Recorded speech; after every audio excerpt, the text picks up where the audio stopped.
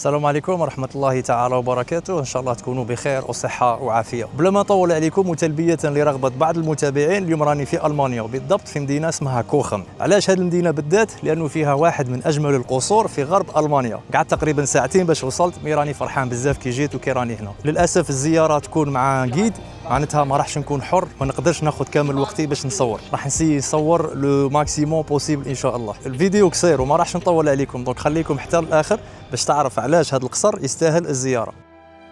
قصر كوخم أو قصر غايشسبورغ واحد من أروع وأقدم الجواهر اللي تطل على نهر الموزل. هذا القصر عمره 875 سنة، وبناوه هناك لحماية المدينة من أي خطر أو هجوم محتمل.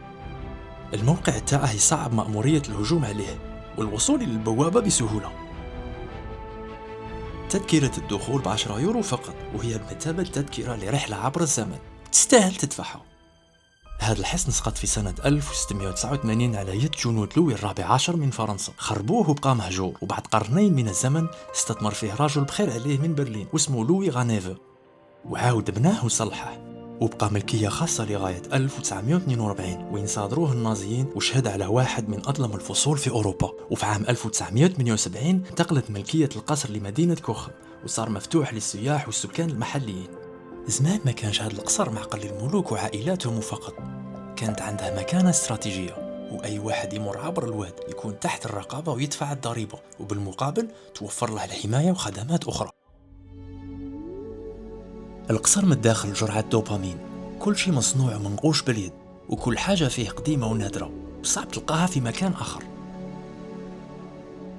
في وقت من الأوقات كان هنا فارس عملاق فيه أكثر من 2.5 متر، وبمجرد ما كانوا يشوفوه الأعداء يتمالكهم الرعب وينسحبوا خوفا منه. لكن الأمر اللي يخفى عليهم أنه لم يكن فارس حقيقي وما يعرفش حتى يتبارز. بالصح الخطة كانت ذكية وجنبت العديد من المعارك آنذاك، وهذه هي الخطة اللي كان يلبسها. يحكوا ناس المدينة أنه في الليل يسمعوا صوت أبواب تفتح وتغلق وخطوات داخل القصر كي شغل ناس تتمشى. وفي قصة أخرى يقولوا أنه زمان حبس الملك أميرة في برج عالي، حبت واحد من عامة الناس وبنحها تتزوج به. مرة على مرة يسمعوا الناس صوت بكاء بالليل في نفس البرج اللي تحبست فيه الأميرة. قصر كوخم قصة قوة، دمار ورجوع من تحت الرماد، ومعها لمسة سحر وغموض تخليك تعيش الأحداث كأنك عايش في عالم آخر. الأمر الملهم من هذه الزيارة هو فكرة الاستثمار في هذا القصر، إعادة إحيائه وتحويله إلى قطب سياحي. الموارد الطبيعية بمدينة كوخم تحولت إلى ماركة مسجلة، وتنعم هذه الأخيرة بعائدات مادية كبيرة تفوق المدن الكبرى في ألمانيا بفضل هذا القصر. أتمنى نشوف نفس الشيء في بلادنا الجزائر، عندنا أطلال لا تعد ولا تحصى، ولو يتم الاستثمار فيها أكيد ترجع بالفائدة على الجميع. وصلنا إلى نهاية الفيديو، والسؤال المطروح: واش رايك في القصص اللي تحكي على كوخم بالليل؟ شائعات أم كاينة منها؟ خلي كومنتير وشارك الفيديو مع صديقك اللي يحب ألمانيا ويقدر هذا المحتوى، وتابعني للمزيد من القصص والمحتوى الهادف. سلام.